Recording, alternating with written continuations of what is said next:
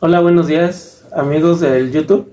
El día de hoy me toca hacer una plática sobre dibujo digital y me interesó el tema porque en las clases que le doy a mis estudiantes de entomología y de protección vegetal les enseño las bases para el dibujo científico, y al platicar con los compañeros del doctor Vicente Negrete pues me interesó el tema, y por eso tenemos el día de hoy a Diana, que nos va a platicar acerca de este tema. Adelante, Diana. Hola a todos, yo soy Diana Torres, soy pasante de Psicología Clínica en el Laboratorio de Plasticidad Cerebral y Neurociencia Integrativa a cargo del doctor Vicente Negrete.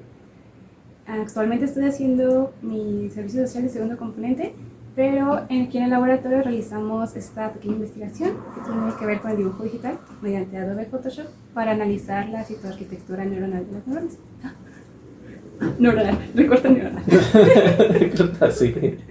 Tú síguele. No, tú síguele, no hay falla. Vas bien, de hecho, más bien. Ajá. Más bien. ¿Qué nos puedes decir acerca de cómo haces un dibujo con ayuda del Photoshop? ¿Y para qué lo haces? Con la ayuda de Photoshop, en realidad, hacemos uso de una tableta marca Julian Canvas 16 para realizar lo que es el trazado. Utilizamos el programa de Adobe Photoshop para poder hacer uso del video que extraemos del microscopio. ¿Por qué utilizas Photoshop y cuál es la finalidad de hacerlo? Utilizamos Adobe Photoshop porque fue la herramienta que más se acomodó a nuestras necesidades. De hecho, intentamos con varios tipos de programas por parte también de Adobe, pero tuvimos bastante dificultad en terminar lo que era pues tan solo un proyecto. Entonces, en nuestra búsqueda encontramos Adobe Photoshop y se acomodó mejor a nuestras necesidades. Ok, ¿y por qué crees que sea mejor? ¿Por qué no hacerlo a lápiz? ¿O qué ventajas tiene el utilizar esta herramienta? Actualmente se hace ya el tipo de análisis de manera digital.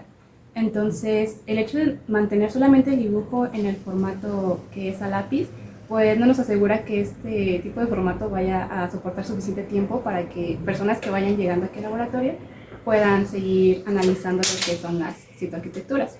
Entonces, pues con la tecnología de ahora, a realizar este tipo de dibujos digitales nos va a permitir conservar cada uno de ellos, y si un análisis se requiere hacer incluso de aquí en unos 2 años de un dibujo que hayamos realizado hace unos 2 meses, va a estar ahí disponible y no va a sufrir ningún tipo de deterioro como lo haría una hoja o el mismo trazo a lápiz.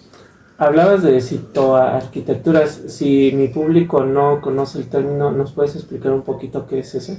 Sí.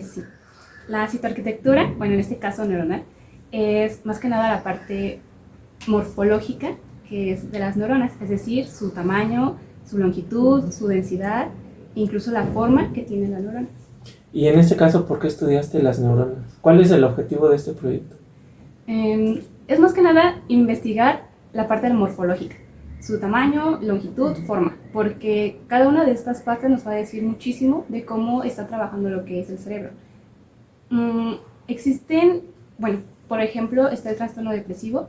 En la parte neuronal surge un cambio morfológico. Entonces, cuando analizamos esta parte de la morfología, estamos observando qué tipos de cambios o incluso consecuencias hay internamente durante un trastorno.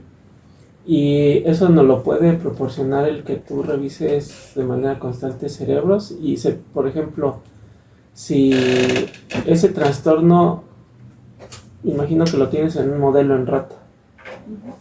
Ese trastorno, ¿cómo lo puedes caracterizar en rata y si es lo mismo en el humano? Bueno, el laboratorio utiliza la cepa Sprague-Dawley, que es una raza bastante relacionada con lo que es la genética humana, que como tal se diseñó y se creó en el 95 precisamente para estos estudios. Y entonces existen ciertas similitudes que puede tener lo que es el ser humano. Está tan solo el factor que es comportamental, está también lo que va a ser la genética. Entonces, mientras nosotros vemos no solamente en la parte morfológica, sino también cómo se está comportando este roedor antes de poder realizar lo que es ya la extracción cerebral, entonces estamos ya caracterizando qué tipos de criterios como tal se están cumpliendo para esos trastornos. ¿Y qué ha sido lo más difícil de tu trabajo porque veo que ya lo publicaron? Supongo que ha de haber sido en un verano de la ciencia o es parte ya del proyecto y ya nada más lo que hicieron fue profundizarlo más en este programa educativo. Bueno, nosotros hicimos este proyecto para el Foro Multidisciplinario de Ingenierías que se realizó en el 2024, bueno, el año pasado, precisamente en noviembre. Y bueno, encontramos la oportunidad precisamente porque relacionamos que este tipo de proyecto estaba en conjunto con lo que es la parte tecnológica. Cómo hacer uso de esta tecnología para adaptarnos precisamente a los análisis que se están haciendo hoy en día. Y ya por último, serían dos cosas. ¿Qué ha sido lo más complicado de este proyecto? ¿Y qué puedes decir a las personas que les interesa este tema? Lo más complicado de este proyecto fue estructurar el artículo como tal, porque desde el primer paso teníamos una cantidad límite de páginas. Entonces, para poder explicar todo lo que nos interesa desde un principio, por qué hacemos este tipo de dibujo, fue de reducir 2 páginas a simplemente un párrafo de 5 renglones porque no nos alcanzaban las hojas para nada. Sí. Fue bastante difícil hacer esa disminución de renglones y llegaba un momento en el que ya cumplimos con las 10 páginas, pero no es suficiente. Como que hay que cuidar que no existan huecos de comprensión para quienes vayan a leer el artículo. ¿Cuál fue la otra pregunta? ¿Y qué les puedes decir a las personas que se interesan por este tema?